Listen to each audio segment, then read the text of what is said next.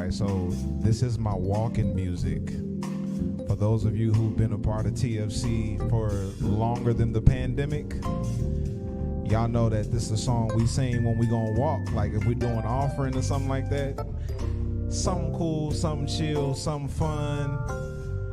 If you know it, sing it with us. If you don't know it, it's black church music, so we just gonna repeat the same thing over and over again. You'll catch on, trust me.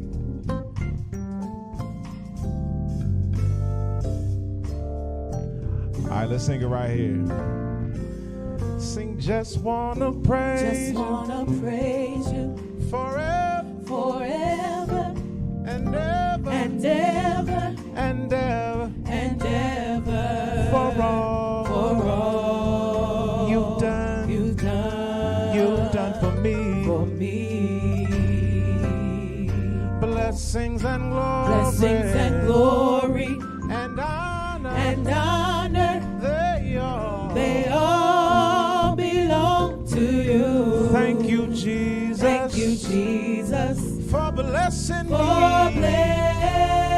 Stay right there. Sing, just wanna praise you forever, forever and ever, and ever and ever, and ever, for all you've done for me. Sing, blessings and glory, and honor, they all belong to you. Thank you, Jesus, for blessing me. Let's take it up right here. Just wanna praise you forever, and ever, and ever and ever, and ever, for all you've done for me. Sing, blessings and glory, and honor, they all belong to you. Thank you, Jesus, for blessing me. One more time, take it up. Oh, just wanna praise you forever and ever and ever and ever and ever, for all you've done for me. Sing, blessings and glory, and honor, they all belong to Sing, you. blessings and glory, and honor, they all belong to sing, you. blessings and glory, and honor, they they all belong to you. blessings and glory, and honor, they they all belong to sing, you. blessings and glory, and honor, they they all belong to you. sing, blessings and glory, blessings and glory, blessings and glory, blessings and glory, blessings and glory, blessings and glory, blessings and glory, blessings and glory, blessings and glory, blessings and glory, blessings and glory, blessings and glory, blessings and glory, blessings and glory, blessings and glory, blessings and glory, and honor, they all belong to you. Thank you, Jesus, for blessing me.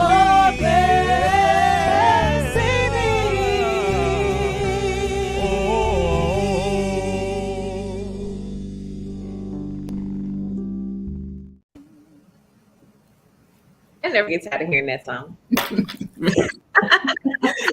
Saturday fam, it's good to be back in community with TFC again. We are here on the last Saturday of Women's History Month to wrap up our discussion of All About Love by Bell Hooks. So I'm excited to be here and to be talking about the book and to be celebrating Women's History Month and all of the fun things.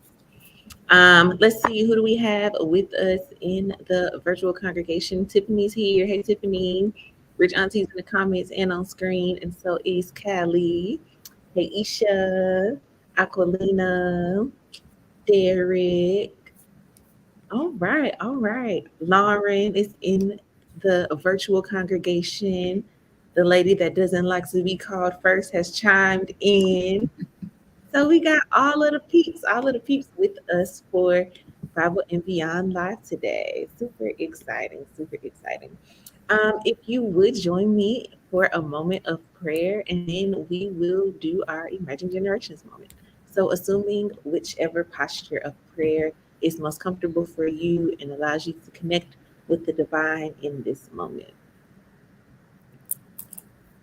Dear God, thank you for this day. Thank you for allowing us to have this time to come together, to be in community, and to discuss all about love, to celebrate Women's History Month, and to be with people that we can have difficult and interesting and fun and a whole myriad of types of conversations with.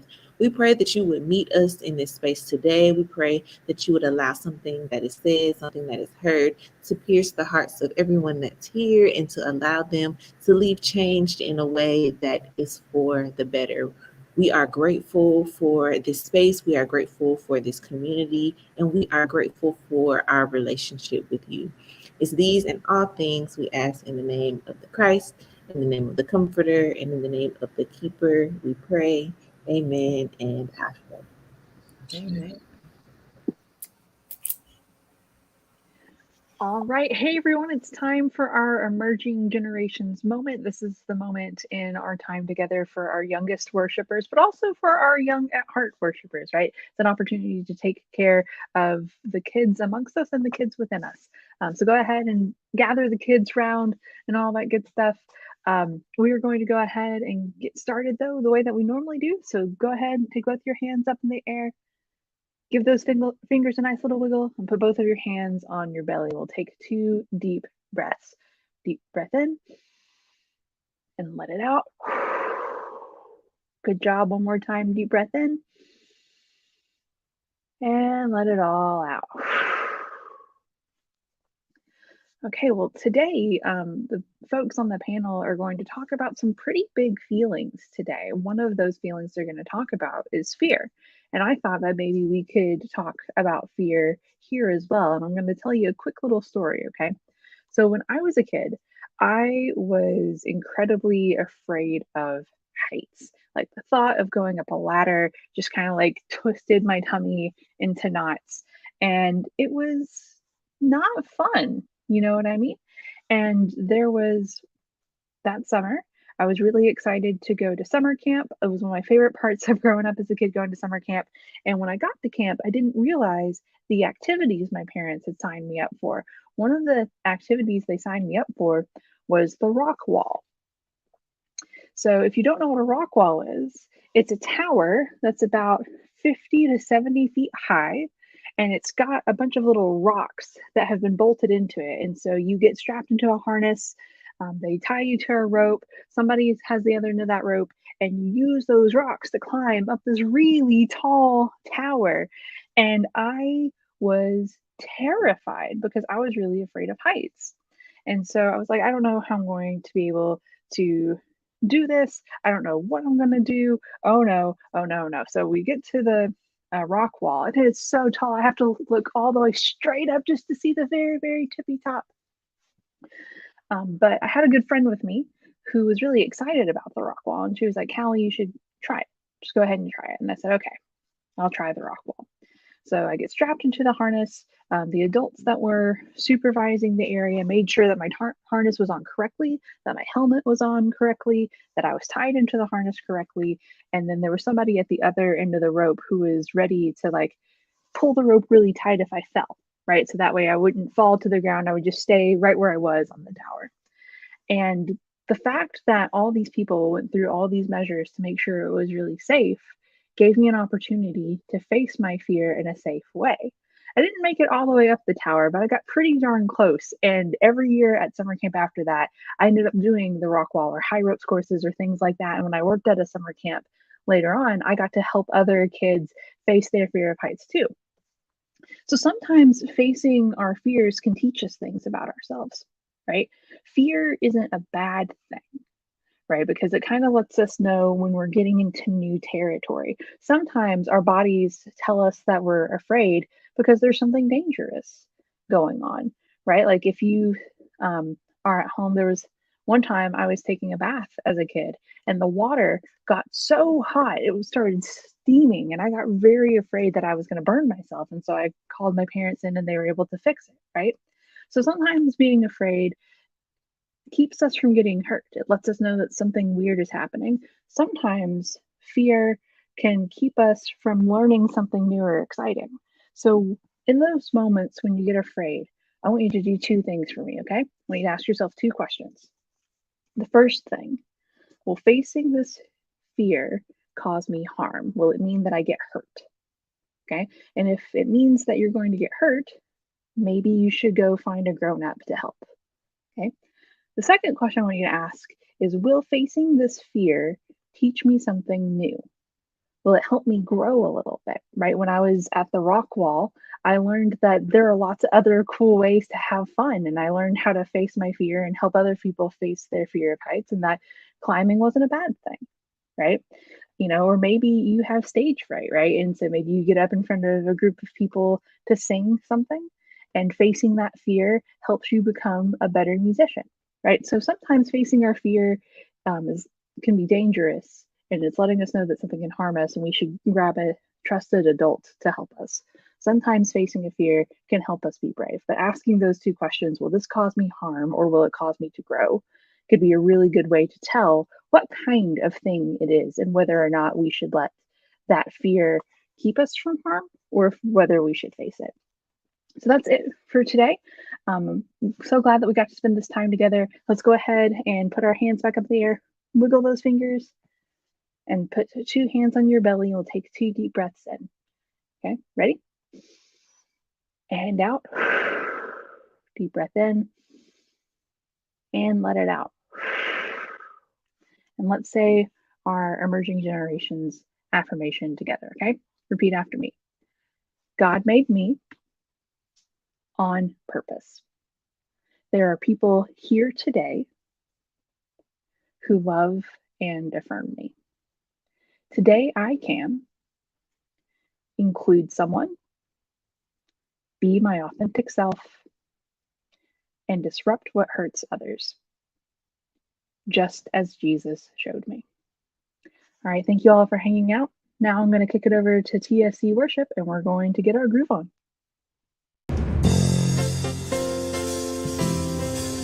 Come on, everybody that's on the stream this evening. Give God some praise wherever you are. This simple song is just about moving and giving God glory and praise. The song says, we come to lift our hands and give you glory. We come to lift our hands and give you praise. Come on and sing. We've come to lift our hands and give you glory. We've come. We've come to lift our hands and give you praise. We come to lift our hands and give you glory. We come to lift our hands and give you praise. Everybody in the room say, we've come to lift our hands and give you glory. We've come. We've come to lift our hands and give you praise. Give you glory. Give you glory. Oh. We've come to lift our hands and give you praise. Give you glory. Give you glory. We've come to lift our hands and give you praise. Come on. Let's put our hands together this morning. Oh, we come to clap our hands and magnify you. We come to clap our hands and give you praise. Everybody in the room say, we've come to clap our hands and magnify you. We've come. We've come to clap our hands and give you praise. Give you glory. Give you Give you glory. We've come to clap our hands and give you praise. Give you glory. glory, give you glory. We've come to clap our hands and give you praise. Anybody got a dance in their spirit?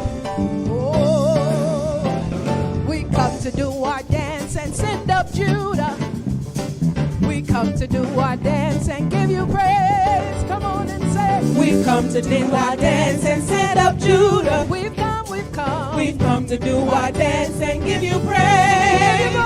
Give you glory, Give you glory. While we're here, We've come to do our dance and give you praise. Give you glory. Give you glory. We've come to lift our hands. We've come to clap our hands. We've come to do our dance and give you praise. Come on, if you really came to give God praise today, just join us in this little vamp. Come on and say hallelujah.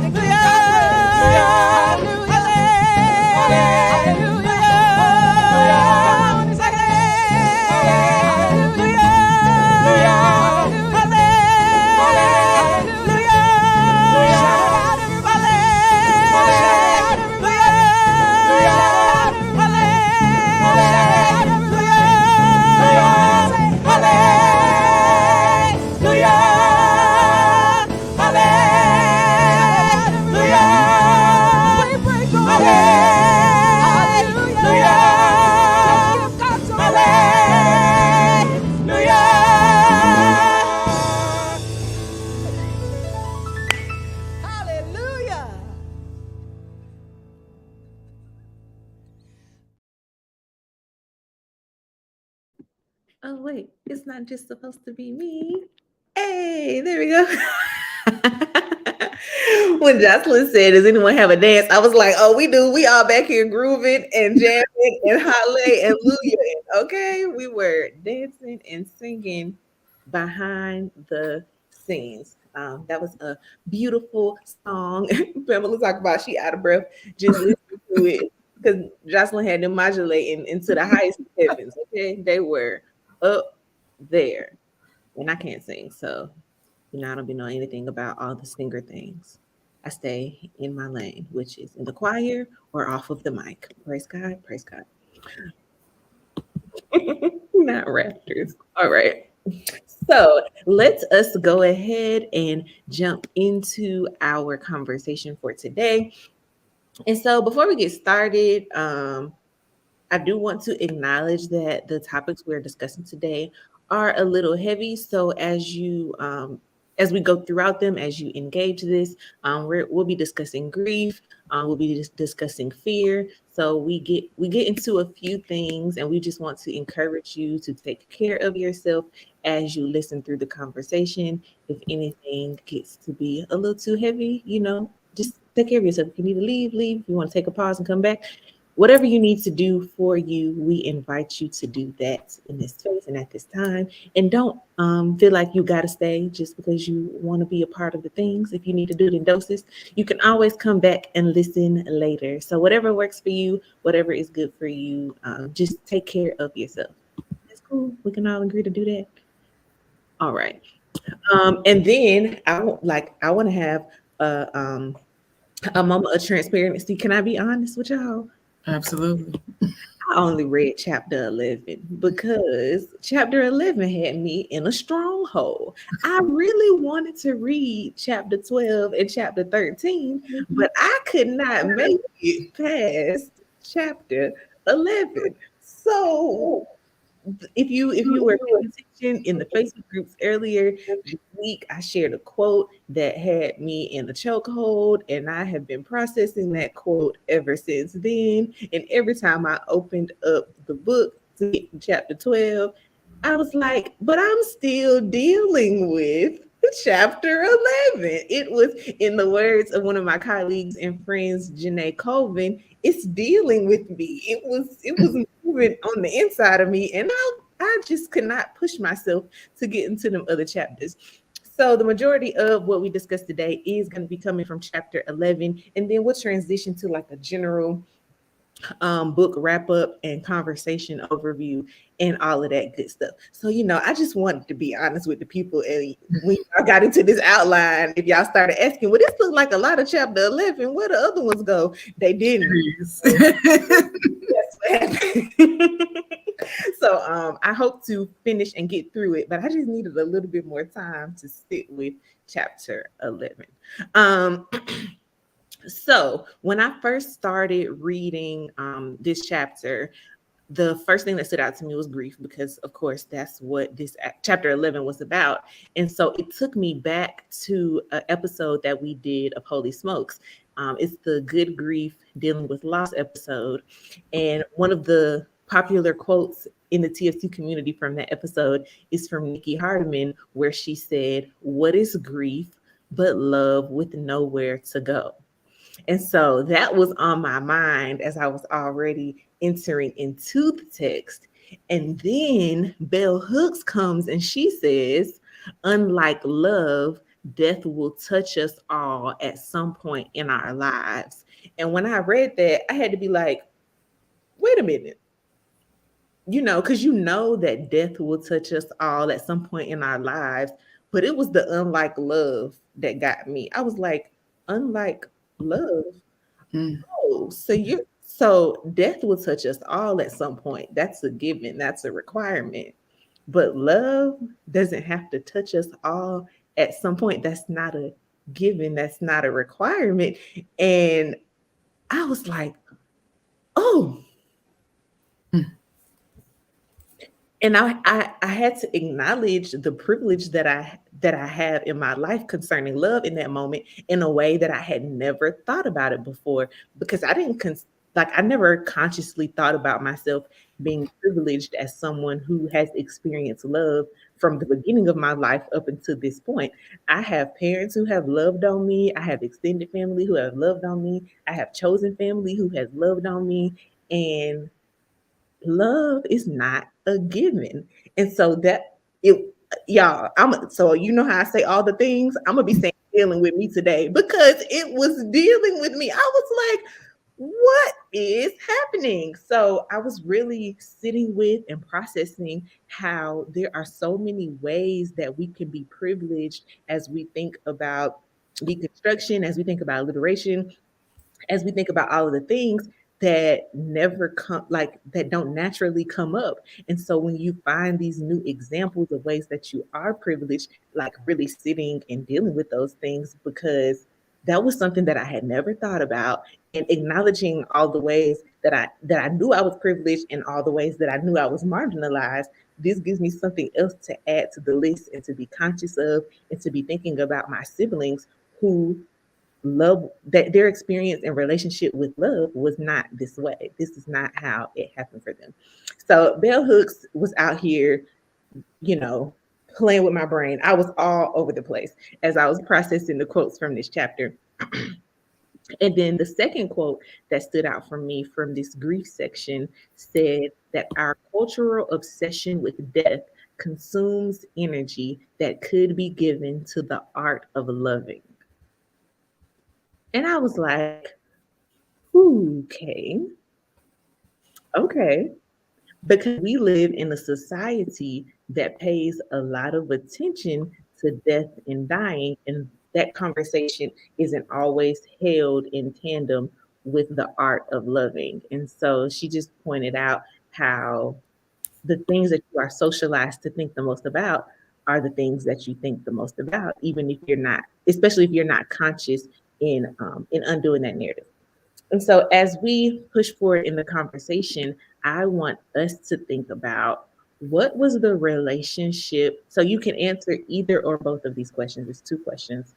What was the relationship with death in your family of origin? What were you taught about death? How were you taught to think about death? And then what is your current relationship with death and dying? How do you feel about death? What do you think about death currently? And so, Rich Auntie, can I ask you to go first? Sure. um, the relationship with death in my family. I mean, we grew up in the Good Missionary Baptist Church, so it was to be absent from the body was to be present with the Lord, right? So that was like what was always taught. But I've talked about this before. Like my mom's side of the family, like, is very, very fear based in their thinking in general, and so the fear of death, I definitely caught. Um, and when I was like looking at like understanding fear, because I literally have a memory, I had to be like 3 or 4 because my brother was in a bassinet.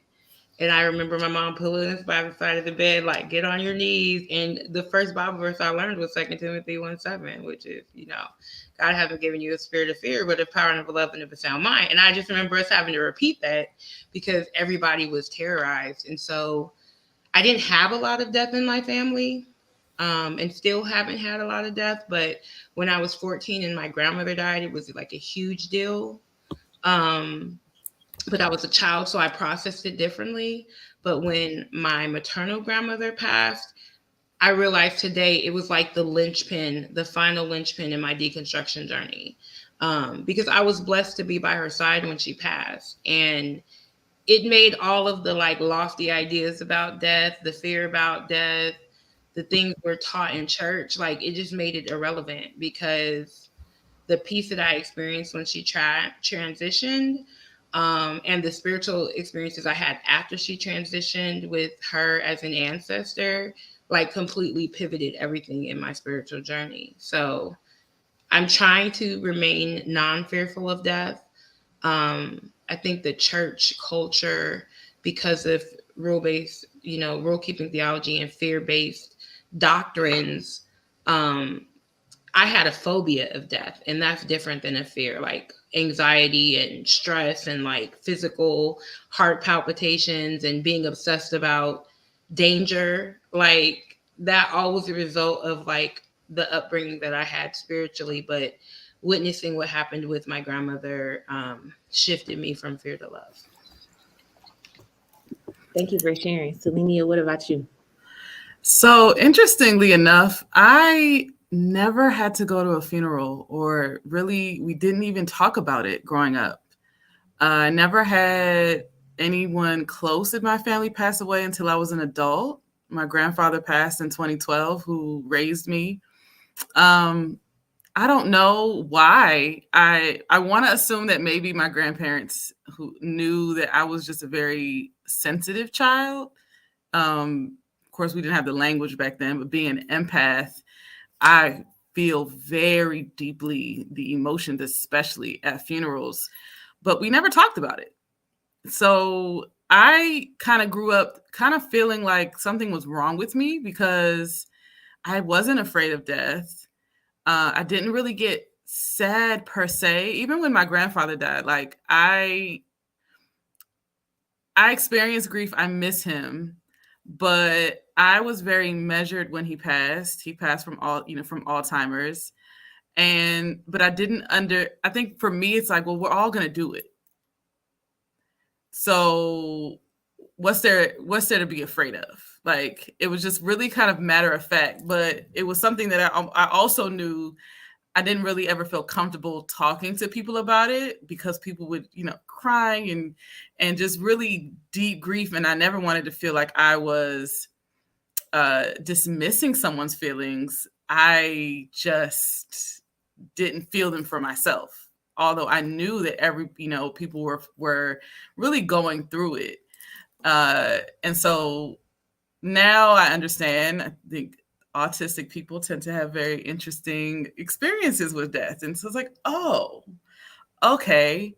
As an adult, though, with my grandfather who passed away, again, I believe I was really able to process it because I didn't have to process his death from a place of regret. and wishing I had been there more, wishing that I had a better relationship with him. My siblings and I and my mother were the closest to my grandparents. So, at that point, it was really kind of just walking everyone else through who had the shoulda, coulda, wouldas. Now, the death that really hit me hard and really impacted me the most was my grandmother on my father's side.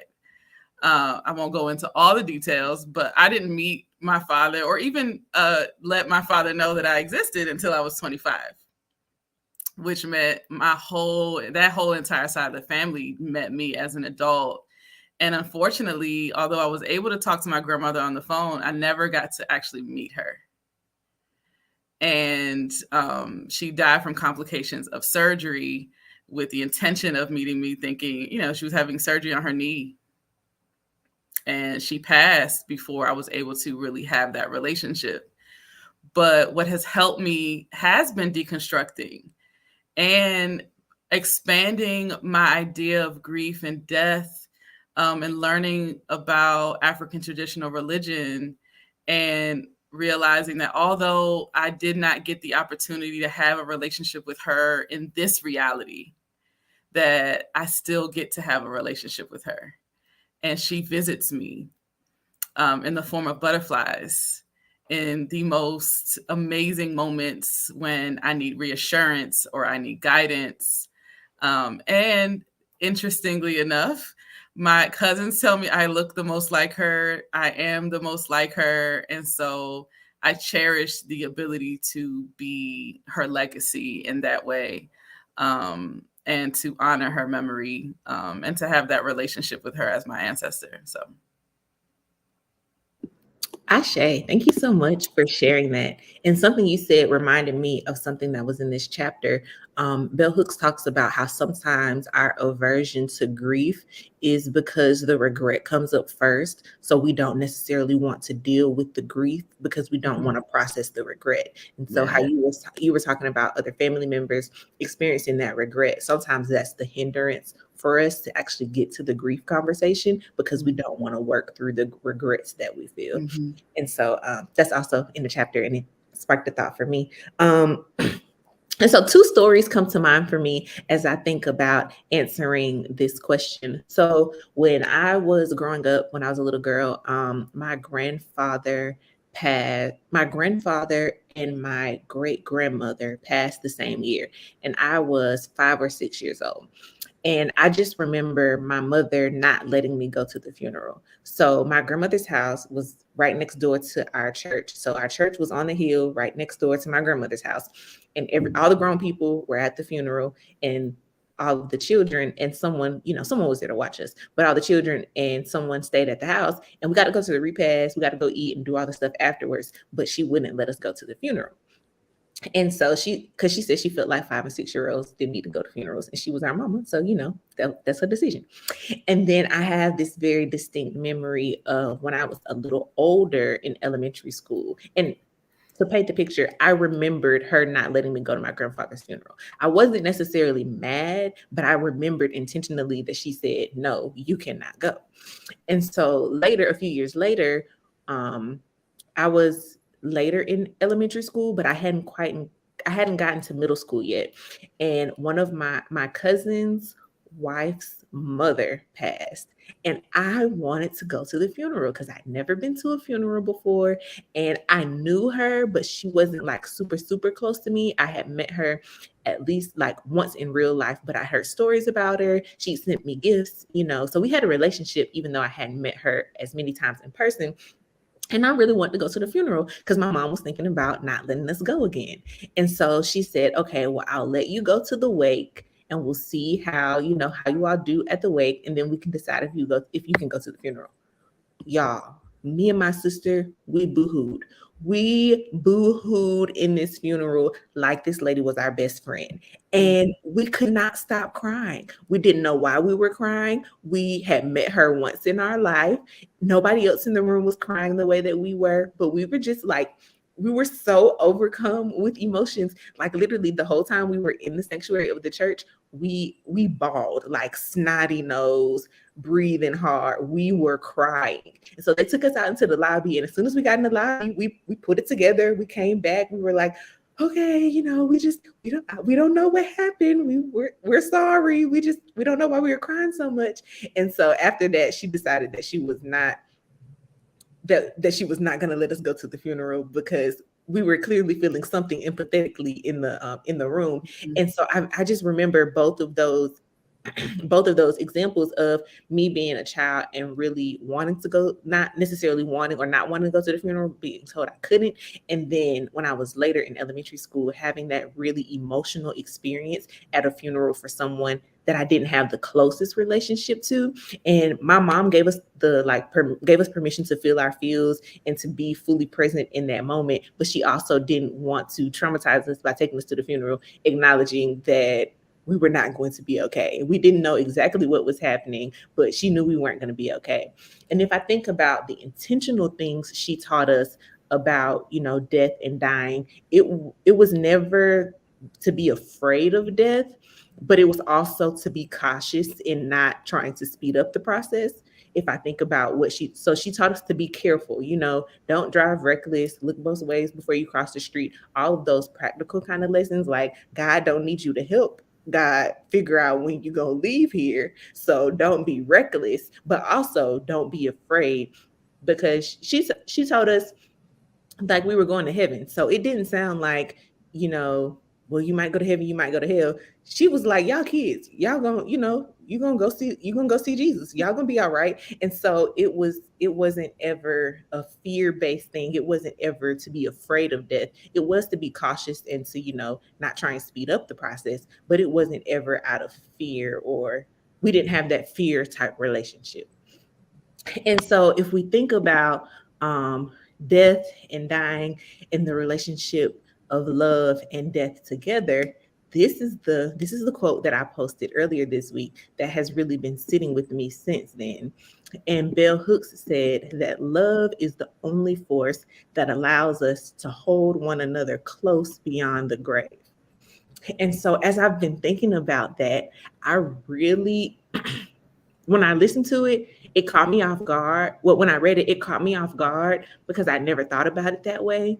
But the more I had time to sit and process it, it made me smile, because I thought about all of the people that I get to hold close beyond the grave. And so remembering them and the love that we shared with one another and how they're still here with me and guiding me in certain ways and present in the accomplishments that I want them to be present for. And when it first stung, I think it stung from that place of grief, acknowledging that grief does not end. There are stages of grief, and grief is a process, and it shows up in sneaky ways. The scent, the smell, the worry can trigger any of those moments. So acknowledging that grief is a process, I think the initial sting for me was reigniting that grief. And then as I was able to process through the relationships, and as I was thinking about the people that I missed the most and the people that I loved the most and that were closest to me, it really made me grateful for the love that I had with them in this life, because that the way I read this, that translates to the love that I can have with them in their afterlife, and that relationship isn't just gone. It's not the relationship hasn't disappeared. The love hasn't disappeared. I can still be in community with them. They can still be in community with me. And we can still continue to love on each other, even beyond the grave. And that love is the thing that keeps us connected in that way. And so that back ended with what Nikki said about what is grief, but love with nowhere to go.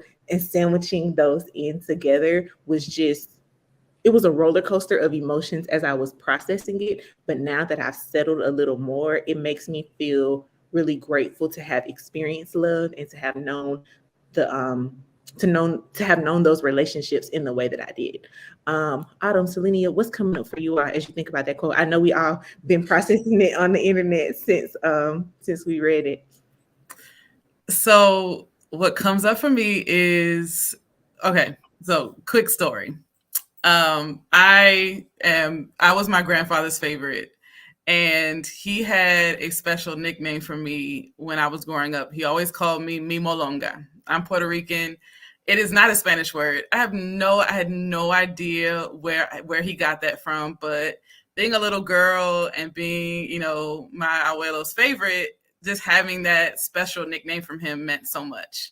Several years after he passed, I'm scrolling Facebook and somebody randomly asked, "Oh, what was your nickname growing up and what does it mean?" And I never bothered to ask him if it meant something or look for it. But that moment, I was like, let me just Google. I don't think it's a word, but maybe it is. So I Googled Molonga, and it is a Lingala word from the people of Congo. And it means my victory and my reason. And every time I say that, to know honestly, I feel like it was an ancestral memory of his. I don't think he knew. But even without him knowing if he didn't know that that's what it meant, to know that he was saying that and speaking that over my life, that I was his victory and his reason, that it's like the gift that I was getting beyond the grave. And then fast forward, I do my ancestry DNA, and my ancestry is literally traced back to those very people, to the Bantu people of the Congo who speak Lingala. And so when I read that quote, even when you posted it, it immediately reminded me of that, and many other times that I'm reminded just how much love surpasses all things, including death. Ashe, thank you so much for sharing. Rich Auntie, what's coming up for you? Oh, we at church. Autumn, what's coming up for you? Thank you for sharing that. That was so beautiful. This quote for me, it's funny. When I read this, it was on your post. It was in tandem with my memory of what Nikki said. So the fact that you put those together was hilarious to me, because I'm like, okay, God. But at the beginning of chapter 11, it has a quote that says, you have to trust that every friendship has no end, that a communion of saints exists among all those living and dead who have truly loved God and one another. You know from experience how real this is. Those you have loved deeply and who have died live on in you, not just as memories, but as real presences. And so those two quotes plus this quote, it just has been helpful to me, because I feel like I've just been in a season of deep grief. My grandfather passed a year ago today.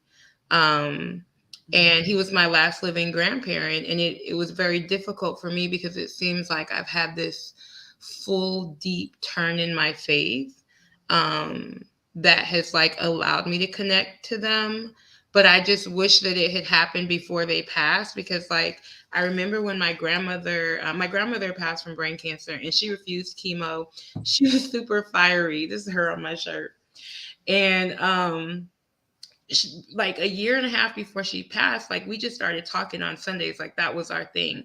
I would call her, and we would talk for like hours. Like this girl was my best friend. And it was weird, because growing up, she was super hardcore. Like I have memories of me getting in trouble, and I'd be looking at my mom like, "Are you going to help me?" And my mom would be like, "That's my mom. I'm not getting involved." So it was like this beautiful turn in our relationship. Like, and I know now that even though I didn't have that time that I wanted with them, because I lived out of state by this point, those phone calls, like different things will come up where it's like, oh, she was depositing those things in you because she knew. And so I feel like this quote really signifies that, like, we have the loss of feeling that person, like literally, like their comfort of a hug, or, being able to touch them. But if, depending on how we believe, and if we lean into like our understanding of the divine, I feel like it's expanded love for me. So I'm not just sad. Like my grief is paired and coupled with gratitude. So instead of me sitting in grief and being depressed, I now may have a ritual, or I may have a visitation, or I'll have a memory that comes in that moment. And those are answers to prayer just as much as any other time I've been in a church service praying for something. Ashe, we had a couple people in the comments mention ancestors visiting them, and I think that they can come and visit us and answer our prayers in similar ways to the charismatic things that happen in church. And so I was just really grateful for that quote because it brought up something and allowed me to process something that I didn't know was there or that I necessarily needed to process. And so it didn't feel good the whole process, but it feels good at the end of it to have thought through and to have felt those feelings. So let us take a break really quickly and do the TSC where you need to be and the offering, and then we're going to come back and talk a little bit about fear.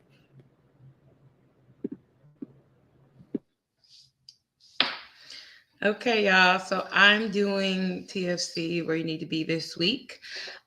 We have several events planned, so definitely go to the website and scroll through to see what's going on, or check the Facebook. But I want to shout out Sacred Ink, which is going to be meeting on Tuesday this week at 7:00 p.m. And they'll be meeting by Google Meet. And that space for me has just been a really healing space. I haven't gotten as involved as I wanted to, but shout out to Rob. He posts different prompts, or, other people share their writing, and I've just been really encouraged. I struggle with depression, and I found like this past year, I've not written as much as I used to. Like I would journal every day, but I just couldn't journal. And I had a super severe writer's block, but I was reading through the Sacred Ink post because, like most TFC affiliates, I lurk. So I'm just reading around everything. And I was just inspired to post something that I had written. So earlier this month, I posted one of my blog posts. And after that, I actually did some writing on my dissertation. So I was just grateful for that moment of community. I've had a great time when I log on. It's very friendly, super chill. Sometimes we write together and we share our writing. So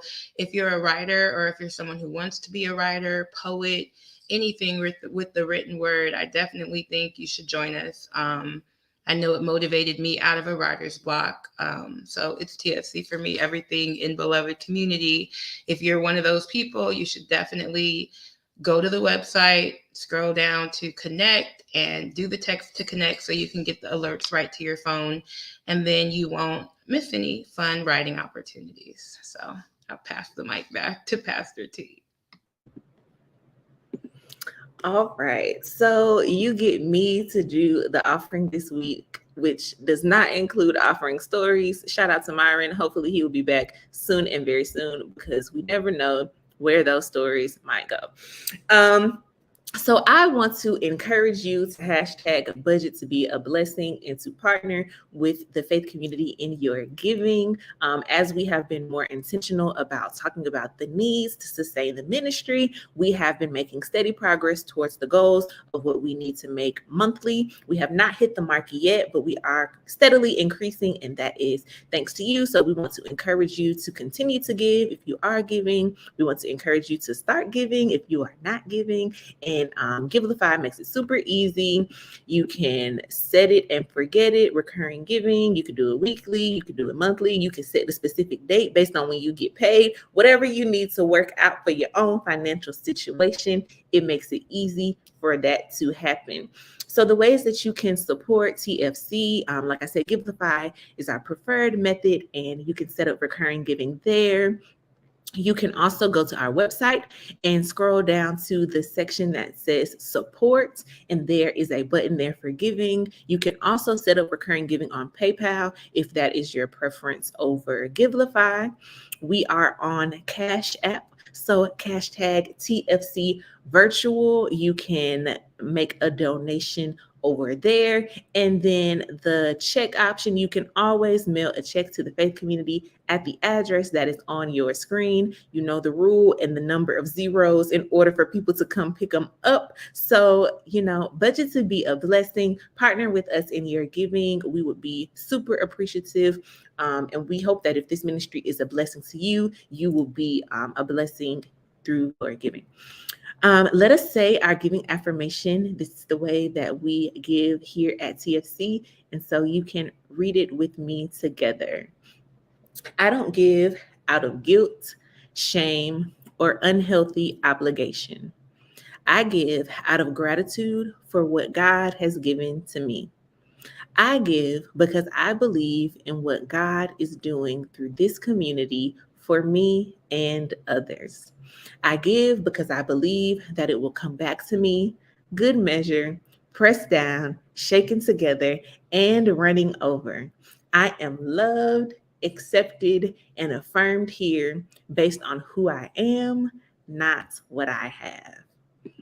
Amen and Ashe.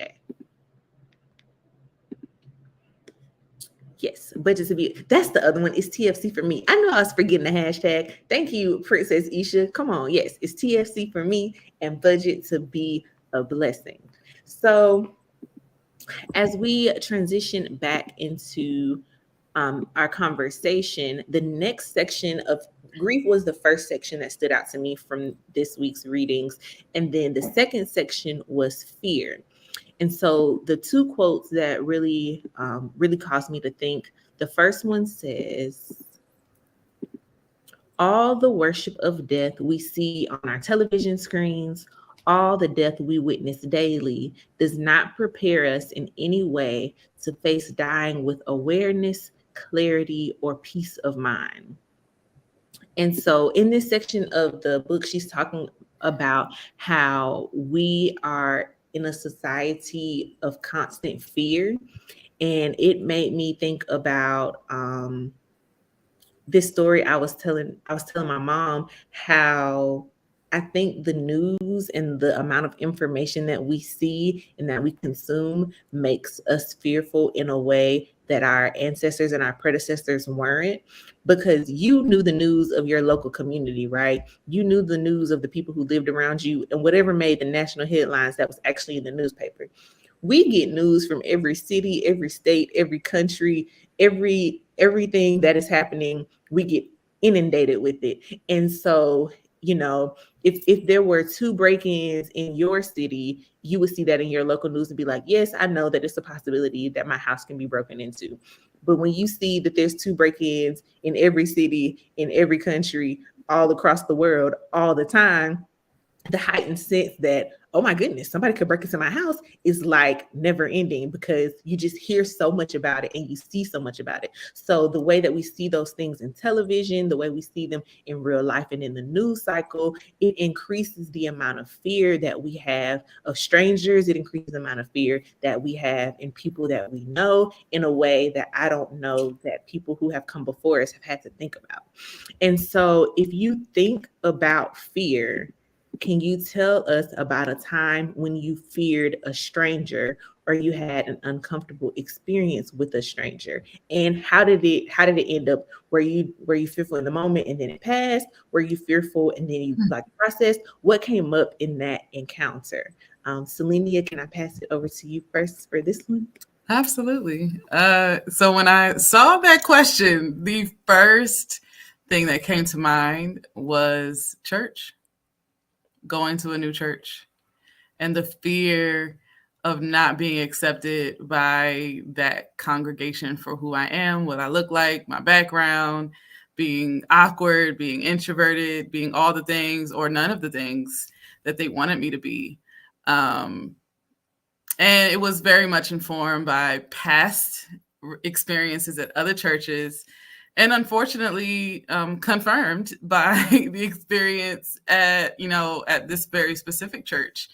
And so the way, especially because I felt like I was supposed to be there for other reasons, but didn't feel comfortable with a majority of the people in the community and the culture of the church.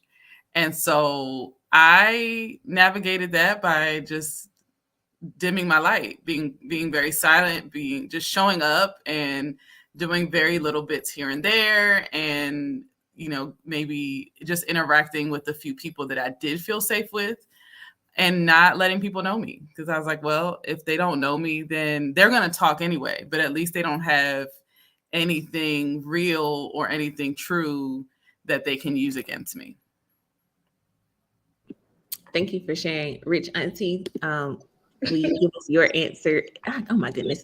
No, it's fine because I mean, it is what it This is. is what I call you in real life. So, anyways, can you give us your answer and then tell us a little bit about what's happening in the chat? Sure. So this question was really hard for me because I didn't have an immediate reaction. And I think that's because I'm very weird. So like strangers don't really scare me. Like I'm like, hey, how you doing? Or I'm just completely, I'm getting a bad vibe, so I'm jetting off. But I do remember being afraid of some people at church for a different reason. My mom, I don't know what happened. Like I think one of my grandmother's friends, trigger warning, sexual abuse, had some sexual abuse at church, and so my grandmother was very like on it with all of us and my mom. Like we didn't get to go to our friends' houses, none of that. My mom was like, they can come over here. I need to meet their parents. Even at church, like I would always see my mom hovering. You know, she was a very active mom. But I remember one time I had to be like 9 or 10. And I just remember because my mom and dad were like digging and digging us. So my mom had like turned to talk to somebody and she was like, go get your brother and sister at a like children's church. So I went and got my brother and sister and they weren't listening to me. They were like running around. So I just was like, mom's over there. And they started running towards my mom. And I saw my friend in the nursery. So I pivoted to the nursery. And I remember I just had this horrible feeling and something told me to hide.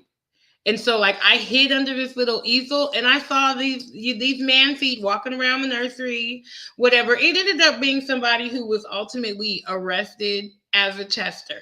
Okay. So I just think that like I don't get afraid of people unless their energy scares me. And then I'm like, oh, thank God that somebody or something somewhere told me something to protect myself, because I'm not generally fearful of people. Even like that's why with my students, the worst students get along with me, and people are like, he pushed his last teacher, and I'm like, but he's not gonna push me, because you know the kids recognize my authenticity. But in terms of like spiritual danger, that thing right there will have me torn up.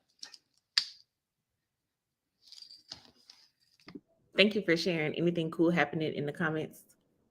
Yes. So one thing that I wanted to point out that Tracy said was talking about the national news elevates bad news when you were talking about news. And I think that's important because, you know, as a society, we see a lot more stress with like anxiety, depression, mental health challenges, because not only do we have the news, but we have our cell phones. And a lot of people are generally addicted to their cell phone and don't give themselves boundaries. So I think that elevated it. We had a lot of comments earlier about people experiencing joy, that we're talking about ancestral stories and that, you know, they want that for themselves. And some shout outs for Sacred Ink. So awesome. Thank you. And so when I think about the answer to this question, I don't know if fear is necessarily the right word for this story, or if it's just like extreme caution or like a knowing. So I went to the bookstore last week and I was sitting on the patio, and I was actually reading this book and a couple of other things and doing some work. And I was just very aware of my surroundings and of the foot traffic. And so I was on the patio by myself, but there were, you know, of course there were people in the bookstore, and this was in like a plaza. So there were several stores lined up together beside each other, a lot of people walking, a lot of cars. And I like to sit outside because I like to listen to the everyday of just being outside, the cars, the people walking, random stories that you might hear. But I just found myself to be very aware of my surroundings, and I noticed the way that my body responded when different people walked in front of me or around me. And so if there were men, it felt a way. If there were women, it felt a way. If it was multiple people at the same time, it felt different than if it was one person by themselves. And so I wasn't necessarily afraid of the interactions, but I was very aware to what was happening, so that if something was like fight or flight, I could pack my bag and I could be up out of there, like at the drop of a dime. Just very aware of what was happening and making sure that if anything popped off, I could get up and leave. And if I thinking about fear in conversation with love, I think fear is a very healthy emotion, right? So we have fear because there are certain things that we should be afraid of. There are certain things that we should be cautious about, but there's also there's a certain line that's kind of hard to find when it crosses over from fear being something that's healthy to fear being something that is anxiety inducing, or you've gone a little too far with the fear. Your body doesn't know which things you can trust and which things you can't trust, and which fear is good fear and which fear is bad fear. And I think that can oftentimes show up in our relationships with love and in our relationships with grief. So like we mentioned earlier, the regret is the first thing that comes up sometimes for people as they are about to deal with their grief, and the fear of dealing with the regret stops them from actually getting to the moment of processing grief and encountering new relationships, where whether they be platonic, whether they be romantic, the fear of being hurt can sometimes stop us from getting to the point where we might actually experience love in a relationship. So there are certain things where it's like, well, can I trust myself? Well, can I trust this person? How do I know exactly when the fear has gone too far, or when the fear is actually doing what it was designed to do? And being able to regulate, I think in the society we live in now, because we are so heightened to being afraid because of everything that's happening in the news cycles and in our phones, sometimes it makes it harder for us to make that line of distinction between when the fear is healthy and when the fear is when it has crossed over that line. Is anything coming up for anyone? Any responses, reactions? It makes me think about how fear is used as a commodity by media, by religion, to manipulate, control, to make money, to, drive certain markets. They use fear to drive people out of certain communities. And the next thing you know, they're gentrifying it. And it's, they got stores and, it's a whole different community where they wouldn't do that for other people. But then it also, I think about what you said about how it, like, in essence, almost desensitizes us, I think. Because if you live in a constant state of fear, thinking about, my example earlier, where that was so normal that I felt like I was supposed to be there, but why? Because I had become so intimate with fear that it was like, oh, well, this is just the way it is. As opposed to it being a warning signal for me that said, this place doesn't feel safe.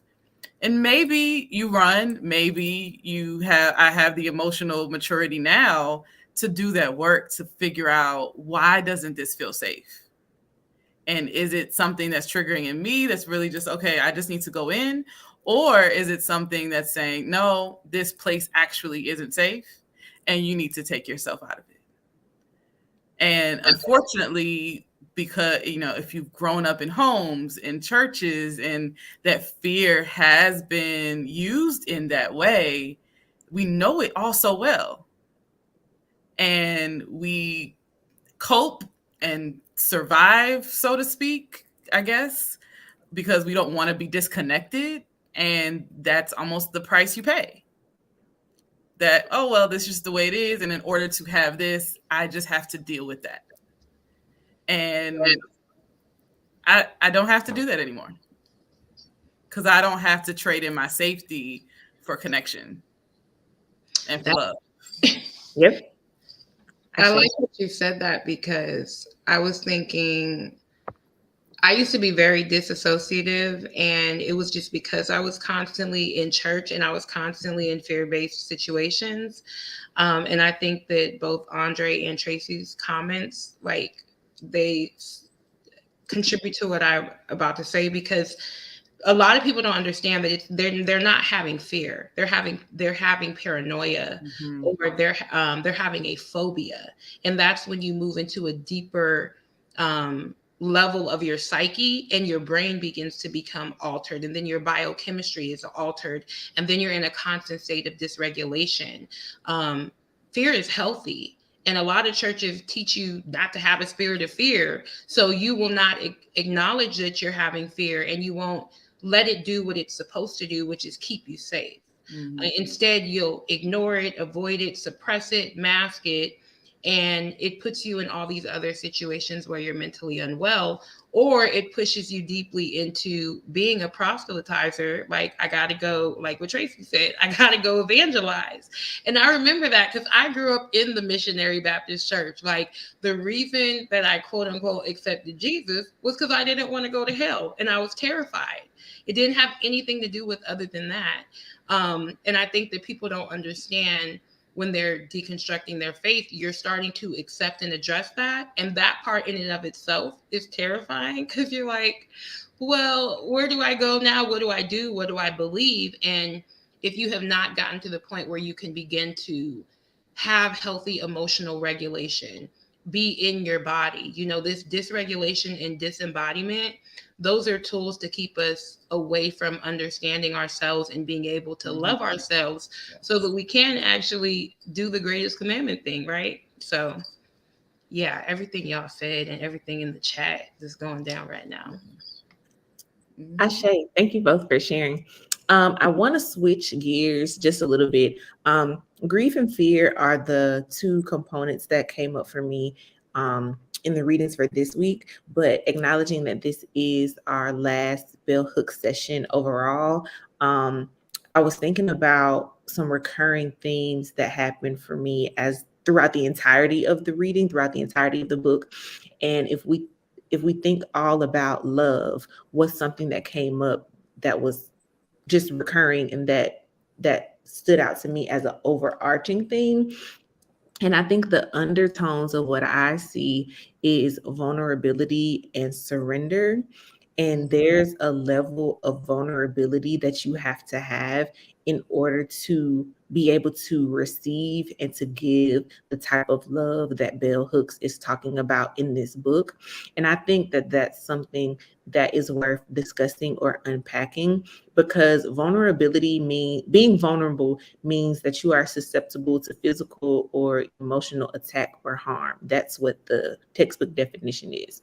And so acknowledging that you have to be vulnerable and free enough and safe enough with whomever your relationship is with, to experience, to give, to receive the type of love that is happening in this book, in conversation with the two things that we talked about earlier, is making me think about how throughout the entire book, she's encouraging us to do our own work, right? Everything that comes up, all of the underlying tones is talking about the ways that it's important for us to do our own work. And so you can't just jump into the vulnerability. You can't just jump into the type of love that I feel like she's talking about in this book without being intentional about doing your own work to be able to actually achieve a safety and a trusting of yourself to be as vulnerable as she is talking about. The vulnerability that you see you have to have in order to receive and experience the type of love that she's talking about in this book. And so I wanted to ask, tell us about a time when you were vulnerable, and how did that feel? How did that experience go? What did that vulnerability look like for you? Selenia, you like to start? Yeah. So, 2017, I escaped an abusive relationship, and I had promised God that I was like, me leaving is going to be for more than just me. I will share my story as many times as I get the opportunity to. And so I would tell people, what I experienced and the process that I went through to leave and to get out and to disconnect. And they would look at me like, oh my God. And I would be like, what's wrong? And I thought it was like, I'm sharing heavy things. The end of 2020, 21, I decided to join a support group, and we were talking about the difference between transparency and vulnerability and feeling your feelings, and something clicked because I realized that I was being very transparent with people about what was done to me, but I wasn't being vulnerable. And a lot of it wasn't just that they were like shocked about what I went through. It was that I was like really flat in telling them what I experienced. And so that moment, I challenged myself to not just say what had been done, but to share how I felt and how it impacted me. And that was the first time that I cried, sharing about how that boyfriend had, trigger warning, sexually assaulted me, how he had drugged me, how he had did all of these things. And it healed a part of me because it showed me just how much, like cognitive, it was important. I needed to be able to understand, but my body needed me to feel it. And being able to be vulnerable to say what I was feeling and to really process in that way in a safe place with other people who are also supporting me and going through their journey really just taught me just how important, one, that we're not vulnerable with just anyone. That you got to be able to know safety within yourself, to be able to find it in other people, and that it's something that people earn, but that just talking about it and, and sharing all the details is not the same, and being transparent is not the same as being vulnerable. Ashe, thank you for sharing. Transparency and vulnerability are not the same. I feel like I have to keep going behind her, and she just be wrecking my life, and I'm like trying to collect myself because I've had a lot of similar experiences. Bless God. But a time when I was vulnerable, I think that I've learned that love requires vulnerability, and I think that I never experienced love until my last relationship, and I'll do that in air quotes just because of all of the things. The experience did not end well. It ended with what do you call it? That sounds not a restraining order. That's not the word. It ended with a disconnection, and a loss of the relationship. But the stubborn prideful part of me wants to be like, that was so horrible. But like Selenia said, at the end of it, I sit back and I'm like, wow, you really experienced love. And even in that, to get to that point, because it was like my first out kind of relationship, to get to that point, I had to first love myself and be vulnerable enough with myself that it was like, this is who I am. This is where I'm going. I don't care about what other people will say. That took a lot of vulnerability for me, being someone who was extremely church, parents still very active in ministry, and not wanting to disrespect my parents, but not wanting to be in the closet. So like I said, it didn't end well in terms of I didn't get my happy ending, but it ended in terms of me having deep gratitude for love and knowing that the next time I choose to love or allow love in the romantic side, that I'll be in a healthier place and I'll have better boundaries and expectations for myself and the other person. So it ended with it ended with heartbreak, but on the other side of that, it ended with deep gratitude and a deeper appreciation for love, because I'm a Pisces, so I'm super ooh, emo, woohoo. And growing up, I thought I knew what love is, but it's you think you know what something is, but you don't have any idea until you actually really experience it in a healthy way where you can be vulnerable, where you can take the mask down, you can be honest about all the parts of yourself and know that that person is a safe space for you. Mm-hmm. Yes. And Ashe, to what both of you have said, and Selena put in the chat, to love is to be courageous. So I just want to echo what you said about how to be vulnerable with someone else, you have to first be vulnerable with yourself. And to be honest and transparent with someone else, you have to first be honest and transparent with yourself. And so going back to that, doing your own work, talking about, being able to trust yourself, being able to love yourself before you can be able to do that with anyone else.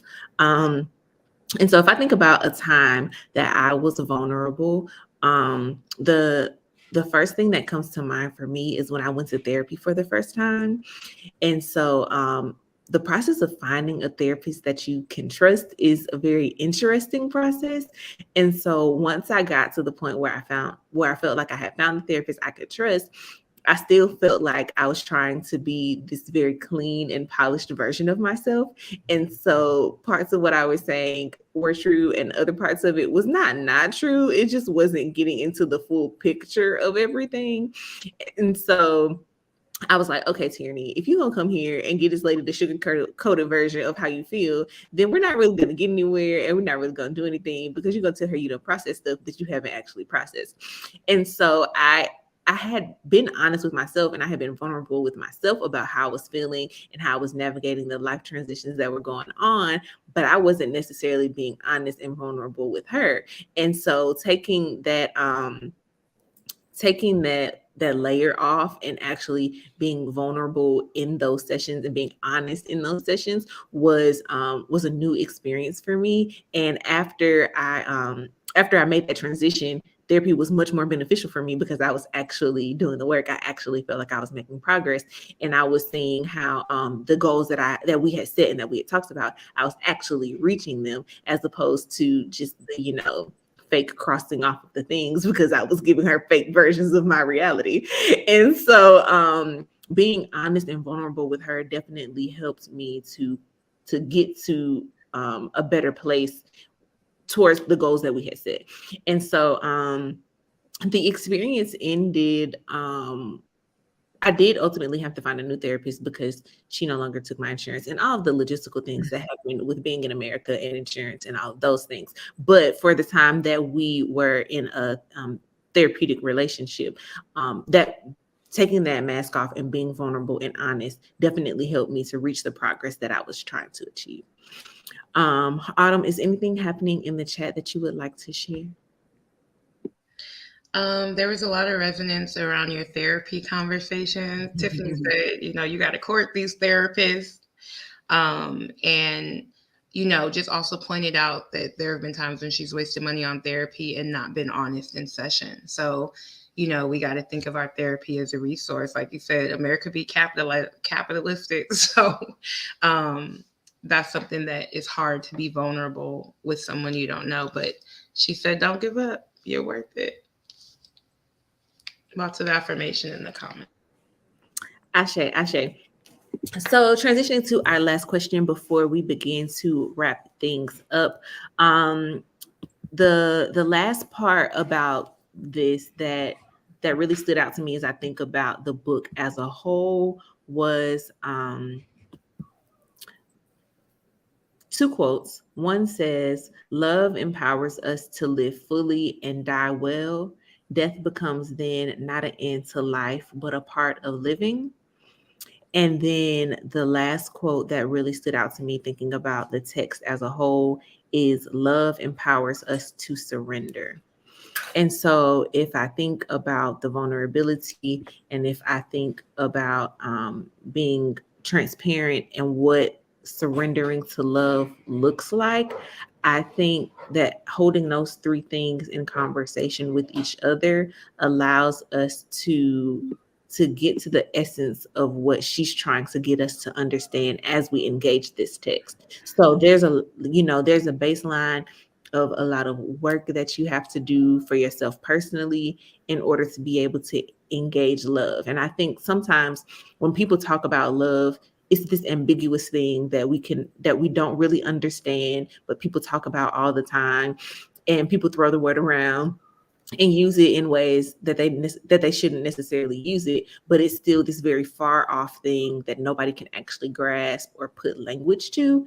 And so I think that if if we take seriously this text, if we take seriously doing our own work, being vulnerable, surrendering, and living into abundant living, we can begin to see the fruit of what Bell Hooks is talking about when she talks about all about love. And so the last question that I want to ask is for everyone to tell us about a time you experienced an abundance of love. And we'll end on that note. I'll go first this time. My birthday was last Monday, and I've kind of been down in the dumps, but I'm an educator, and my kids be all in my business. They call me mom. So I went to work thinking I was throwing them a pizza party, and they threw me this huge surprise party. And the party was cute, but it was the things they were saying that made it an abundance of love. Like one of the little boys was like, I didn't skip class today because I knew I had to be in here for your party. So I'm going to be good all week for your birthday. And I'm like, that was just so heartwarming because one, these kids are not my kids. I've never birthed a child. Like they literally bought me gift cards, candles, like they cleaned my office. And it just reminded me of kind of what the things you were saying, like love is not this abstract thing. Like love is something that I'm learning to define by action. And so all of their actions were like abundantly loving and reminded me that love is a verb. It's not just something cute somebody tell you. Ashe. So I have a birthday story too. I turned 40 in January, and I have had a bad relationship with like birthday parties and celebrations. So I intended on just like traveling this year, not doing anything. And my ex-boyfriend's mom, who has adopted me, told me like, well, we want to celebrate you too. Like, you got to do something. Like, you got to have a party or something. We want to celebrate you. And so I was like, well, I had a lot, like my business anniversary and my birthday all kind of aligned. So I was like, well, I'll throw myself this party. And everything came together. And at that point, like, Black folk, they don't want to RSVP. They, so I'm like, I put out all this money, did all the preparation, and had just decided, you know what, whoever shows up, I'm just going to have a good time. It won't matter. It's all done. And I got there, and about an hour in, the place was packed and the band is playing. And I just stood there and I realized all the work, like you've been saying, that I have done, the vulnerability, the boundaries, the self-love. At that point, it was like, this is why you've done it. Not just to love yourself well, to learn how to love others well, but to allow other people to love you well too. And it was just a beautiful affirmation of things that people have told me, but I realized, in my trauma, just how guarded I had been because I didn't trust myself and I didn't know how to trust other people. And because of all the things, I had let a lot of people in previously that were harmful to me. And now it's like, I don't have to be perfect in figuring out who is always there for me because boundaries are an evolving thing. And I know and trust myself that when someone shows themselves to be unsafe, I'm going to choose me. And that, opens the path for the people who really do love me. As Autumn said, like it's a verb, it's an action, it's a thing that people do. And so to have that on my 40th birthday and for people to actively show up for me, people who had worked for like 12 hours, it's like, I had to be here. And so that was just a beautiful reminder that I hold in my heart that you got to let yourself be loved and not just be the one always trying to show love, but let yourself be loved. Ashe. I love how we all have birthday stories because my story is a birthday story too. And so we was all in the spirit when we was thinking about answering this question. So this year I turned 28 and I threw myself a birthday party because I had never had a birthday party in my adulthood. The last party I had was like a sweet 16. And so I just remember being in the room when, like you said, all of the planning was done. I had done all of the work to get to this point, and my people were there. My people were there. They were celebrating me. They were having a good time. It was like beautiful. It was just a beautiful experience to know that you took the time out of your busy schedule to come to be with me in this moment at this particular milestone in my life. And to just look across the room and to see people from different phases of life, from different experiences, from different parts of who I am as a person, all come together in the same place to celebrate me, just being me. All I did was turn a year older. So I was, it wasn't because we were coming to celebrate some other special thing that somebody else had recognized that I should have. No, we were just coming together to celebrate that I am still here, that I am still living, that I made it another rotation around the sun. And it was a beautiful memory. The pictures are gorgeous. The videos, I go back and watch them all the time. And it was just like a month ago. So it's still very fresh. And I felt swaddled in love, like encompassed, surrounded. It felt like a community hug. Like all of my people were there and they showed up for me. And it was just abundant. It was like the love was abundant and overflowing. And I just really think it's cool how we all told birthday stories and how we use that time as a time to honor ourselves and to celebrate ourselves and to love on ourselves and to, like you said, let our people love on us. Because sometimes that takes intentionality, and intentionality that we don't necessarily know it does take, but it takes an intentionality to let other people love you in that way. And so I hope that something that has been said today has been helpful to you. I hope it has provoked the thought. I hope it has allowed you to consider something differently that you have not previously considered. And I hope that as you have engaged this text with us throughout Black History Month and Women's History Month, that it has been impactful for you and that it has taught you something, made you feel something, helped you experience something, that it was meaningful and that you didn't just read it because we were reading it, but that it actually touched you and helped you in some way.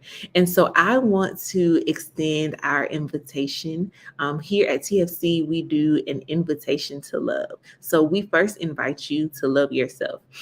And we hope that as we've had this conversation about abundant love and about what it means to be vulnerable and experience a love that empowers us to surrender, you start that right at home with you.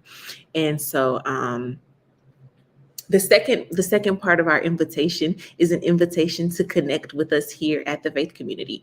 If you are interested in knowing a little bit more about who we are and what we do, we invite you to go to our website, www.thefaithcommunity.org, and click on the button that says Text to Connect.